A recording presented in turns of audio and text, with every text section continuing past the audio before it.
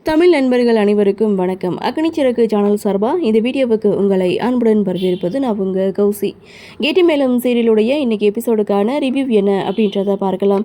எபிசோடை பொறுத்த வரைக்கும் ஒரு பக்கம் கவின் எக்ஸாமுக்கு போக முடியாமல் ஹாஸ்பிட்டலில் அட்மிட் ஆகியிருக்காரு. இன்னும் அவருக்கு சுய நினைவு திரும்பலை. இன்னொரு பக்கம் அஞ்சலி எக்ஸாமுக்கு ரெடி ஆகிட்டாங்க.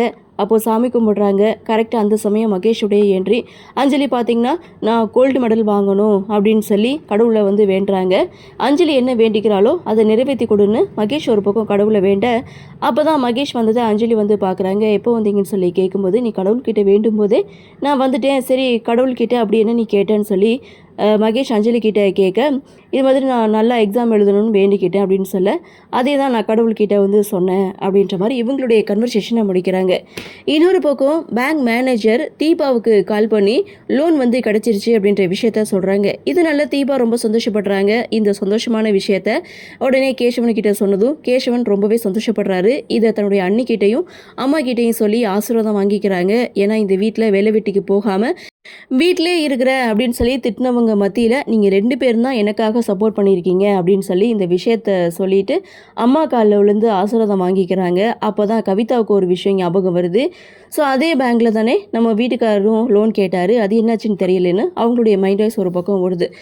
கவிதா உடனே இந்த விஷயத்த ரகு கிட்ட போய் சொல்கிறாங்க. ரகுவும் பார்த்தீங்கன்னா சரி நான் பேங்க் மேனேஜருக்கு கால் பண்ணி பார்க்குறேன் அப்படின்னு சொல்லி அவருக்கு கால் பண்ணி என்னுடைய லோன் விஷயம் என்னாச்சுன்னு சொல்லி கேட்கும்போது, நீங்கள் ஷூரிட்டி கொடுங்க, டாக்குமெண்ட்லாம் ப்ராப்பராக சப்மிட் பண்ணுங்கள் அப்படின்னு சொல்லி இங்கே மேனேஜர் பேசிகிட்டு இருக்காங்க. என் தம்பி வேலை வெட்டிக்கு போகலை, அவனுக்கே நீங்கள் லோன் கொடுக்குறீங்க, நான் இன்கம் காமிக்கிறேன், லேண்ட் வாங்கி வச்சுருக்கேன், அப்படி இருக்கும்போது எனக்கு ஏன் கொடுக்க மாட்டேன்றீங்கன்னு கேட்க, நீங்கள் ப்ராப்பராக அப்ளை பண்ணுங்கன்னு சொல்லிட்டு ஃபோனை கட் பண்ணுறாரு. இதனால ரகு ஒரு பக்கம் கோவப்படுறாரு. இன்னொரு பக்கம் அஞ்சலியை கூட்டிகிட்டு மகேஷ் பார்த்தீங்கன்னா காலேஜுக்கு வந்திருக்காங்க. ஸோ அங்கே அஞ்சலி தன்னுடைய ஃப்ரெண்ட்ஸ் எல்லாருக்கிட்டையும் சிரித்து பேசுகிறத இங்கே மகேஷ் ஒரு பக்கம் நோட் பண்ணிட்டு தான் இருக்காங்க. இன்னொரு பக்கம் அஞ்சலி எக்ஸாம் ஹாலில் போய் உட்காந்துட்டாங்க. ஆனால் அஞ்சலியுடைய எதிர்பார்ப்பு கவின் எங்கே போனால் ஒரு மெசேஜ் இல்லை, எக்ஸாமுக்கும் வரல, என்னாச்சு இவனுக்கு அப்படின்ற ஒரு இதோட எக்ஸாம் எழுதிட்டு இருக்காங்க. ஸோ அதே இதில் எக்ஸாம் எழுதி முடிச்சுட்டு அஞ்சலி வெளியில் வராங்க. அஞ்சலி வர்ற வரைக்கும் மகேஷ் இங்கே காத்துட்ருக்காங்க. அதை பார்த்தா அஞ்சலியுடைய ஃப்ரெண்ட்ஸ் பார்த்திங்கன்னா அஞ்சலியை கலாய்க்கிறாங்க. சரி வாங்க அம்மா வீட்டுக்கு போகலாம், சாப்பிட்டுட்டு அப்படியே கிளம்பலாம் அப்படின்னு சொல்ல, அப்போ தான் மகேஷ் அஞ்சலி கிட்டே சொல்கிறாங்க, உன்னை பிரிஞ்சு என்னால் இருக்க முடியாது, இருந்துடலான்னு தான் பார்த்தேன், ஆனால் கண்டிப்பாக என்னால் முடியாது அஞ்சலி அப்படின்னு சொல்ல, அஞ்சலியும் ஒரு மாதிரி ஆகிறாங்க.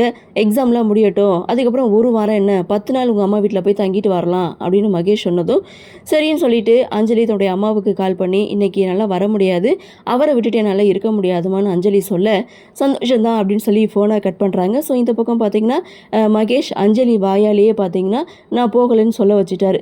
ஸோ இன்னொரு பக்கம் அஞ்சலியை கூட்டிகிட்டு மகேஷ் வீட்டுக்கு வந்துட்டார். அஞ்சலியை ரெஸ்ட் எடுக்க சொல்லிவிட்டு இங்கே கிச்சனில் சமைச்சிட்ருக்காங்க. இப்படி ஒரு கணவர் கிடைச்சதுக்கு நான் கொடுத்து வச்சுருக்கணும்னு சொல்லி அஞ்சலி ஒட்டுமொத்த அன்பையும் இங்கே மகேஷ் கிட்ட கொட்டுறாங்க.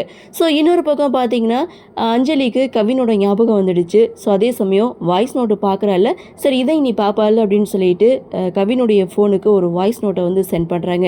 நீ ஏன் எக்ஸாமுக்கு வரல, ஒருவேளை அந்த பொண்ணுனால தான் நீ டிஸ்டர்ப் ஆகிருக்கியா, வேணா அந்த பொண்ணு யாருன்னு சொல்லு, அந்த பொண்ணுக்கு நான் ஃபோன் பண்ணி பேசுகிறேன், என் ஃப்ரெண்டு எப்படி நீங்கள் ரிஜெக்ட் பண்ணலாம் நானே கேட்குறேன்னு அஞ்சலி ஒரு வாய்ஸ் நோட்டை சென்ட் பண்ணியிருப்பாங்க.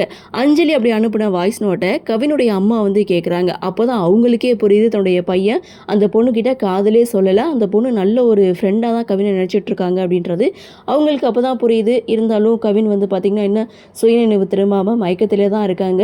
ஸோ அந்த இடத்துல கவினுடைய அம்மா அஞ்சலி அனுப்புனா அந்த வாய்ஸ் நோட்டை இங்கே கவினுக்கு போட்டு காமிக்க கவினுடைய நினைவு கொஞ்சம் கொஞ்சமாக திரும்புது. உடனே தன்னுடைய கணவருக்கு கால் பண்ணி சொல்கிறாங்க. அப்படியே இந்த பக்கம் அப்படின்னு பார்த்தீங்கன்னா வெற்றி தன்னுடைய ஃப்ரெண்ட்ஸ் கிட்ட பேசிகிட்டு இருக்காங்க. அப்போ வெற்றியோட ஃப்ரெண்ட்ஸ் உங்கள் கையில் எப்படி அடிபட்டுச்சு தலை அப்படின்னு சொல்லி கேட்கும்போது வெற்றி ஏதோ சொல்லி சமாளிக்கிறாங்க. இதெல்லாம் நம்புகிற மாதிரி இல்லையே, ஒரு பாட்டு போட்டால் நீங்கள் குத்தாட்டம் போடுவீங்க அப்படின்னு சொல்லி ஒரு குத்து சாங்கை ப்ளே பண்ண நடு ரோட்லேயே வெற்றி டான்ஸ் ஆடுறத துளசி பார்த்துடுறாங்க. அது வெற்றியும் பார்க்குறாங்க. ஸோ அந்த இடத்துல வெற்றியோட ஃப்ரெண்ட்ஸ் ஓடி போயிடுறாங்க. ஸோ துளசி பார்த்திங்கன்னா பயங்கர கோவத்தோட வெற்றியை திட்டிகிட்டு இருக்காங்க. ஸோ உங்களுக்குலாம் கொஞ்சம் கூட மனசாட்சியே இல்லையா, எனக்கு அவ்வளோ வேலை இருந்தும் அதெல்லாம் ஒதுக்கி வச்சுட்டு உங்களை நான் ஹாஸ்பிட்டல் கூட்டிகிட்டு தெரிஞ்சேன். இதை பார்த்து கூட உங்களுக்கு மனசு இறங்கலையா அப்படின்னு சொல்லிட்டு வெற்றியை திட்டிட்டு துளசி அங்கேருந்து போகிறாங்க. அடுத்து என்ன நடக்கும் அப்படின்ற ஒரு எதிர்பார்ப்போட இன்னைக்கு எபிசோட முடிச்சிருக்காங்க.